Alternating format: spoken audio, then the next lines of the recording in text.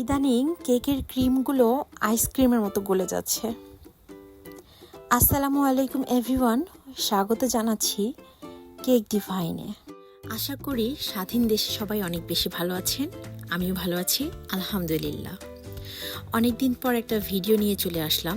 ভিডিওটা যদিও বা অনেক পুরনো একটি ভিডিও, দেশের অনেক এলোমেলো অবস্থা যাচ্ছিল, তাই ওইভাবে ভিডিওগুলো পোস্ট করা হয়নি। তো এখন ধীরে ধীরে আবার আগের মতো ভিডিও পোস্ট করা শুরু করবো ইনশাল্লাহ।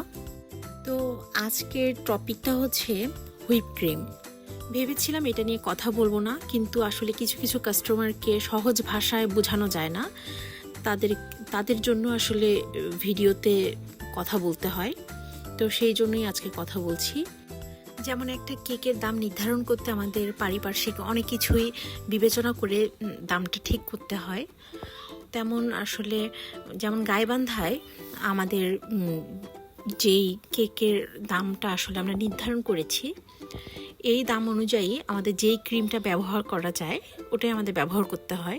এর চেয়ে বেশি দামি ক্রিমও পাওয়া যায়, এর চেয়ে কমও পাওয়া যায়, কিন্তু আমরা যেটা ইউজ করি সেই অনুযায়ী আমরা কেকের দামটা নির্ধারণ করি। যেমন ঢাকায় একটা হোমমেড কেকের দাম 1000 টাকা, সেখানে আমরা গাইবান্ধাতে 500-600 টাকায় একটা কেক সেল করছি, ভ্যানিলা স্পঞ্জ কেক। তো সেক্ষেত্রে অবশ্যই আমাদের দামটা কিভাবে ব্যালেন্স করতে হবে, ওই জন্য আমাদের এই ক্রিমটা ব্যবহার করা, মানে আপনাদের জন্য আমাদের এই ক্রিমটা ব্যবহার করা।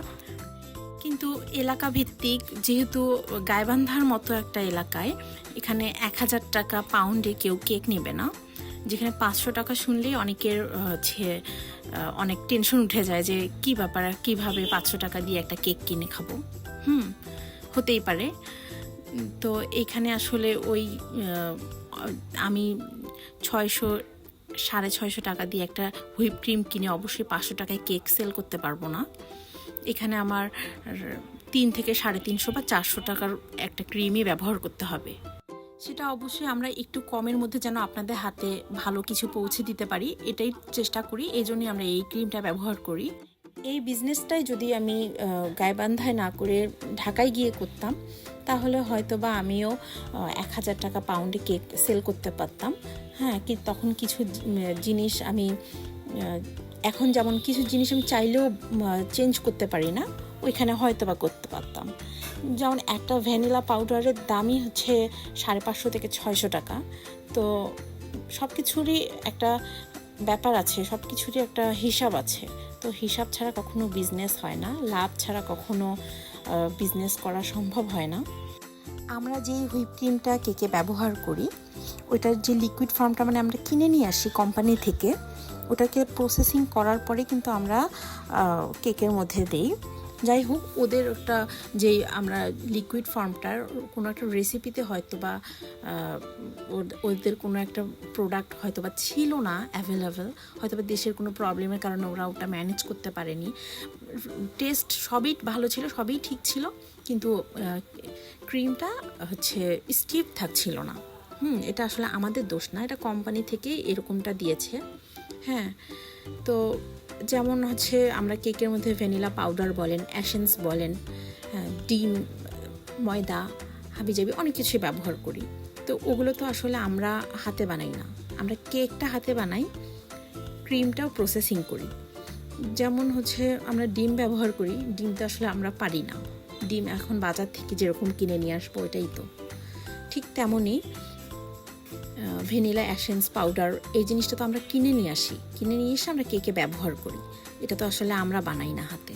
তারপরে বলেন কালারটাও আমরা কিনে নিয়ে আসি, ফুড গ্রেড কালারগুলো আমরা কিনে নিয়ে আসি, এটা তো আমরা আসলে বানাই না।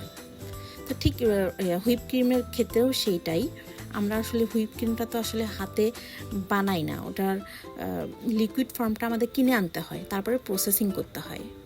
তো কোম্পানিতে আমরা কমপ্লেইন জানিয়েছি, ওনারা আমাদেরকে আশ্বাস দিয়েছে যে দ্রুত এটার সমাধান করবে বলতে অলরেডি সমাধান হয়ে গেছে। আমারই ভিডিওটা দিতে অনেক দেরি হয়ে গেল। কাস্টমারদেরকে যখন আমরা ব্যাপারটা শেয়ার করছি, কেউ বুঝতে পারছে, কেউ মেনে নিচ্ছে, কেউ বা একটু ভেজাল করছে যে কেন এমন হলো। তো আশা করি আপনারা ভিডিওর মাধ্যমে একটু হলেও বুঝতে পেরেছেন আমাদের সমস্যাটা। যারা যারা টপিক্যাল ব্যবহার করে এগুলো ফেস করেছেন তারা ভিডিওটি বেশি বেশি করে শেয়ার করে দিন, যাতে আপনার কাস্টমার আপনার প্রবলেম একটু হলেও বুঝতে পারে। আশা করি আমার অনেক কাস্টমারই বুঝেছে, আরও অনেকেই বুঝবে। কেকের টেস্ট কিন্তু একদম ঠিক ছিল, জাস্ট ক্রিমটা একটু নরম বেশি হয়েছিল। তো ওই কেক খাওয়ার পরে একজন কাস্টমারের রিভিউয়ের একটা স্ক্রিনশট আমি দিচ্ছি, দেখে নেবেন। আল্লাহ হাফেজ।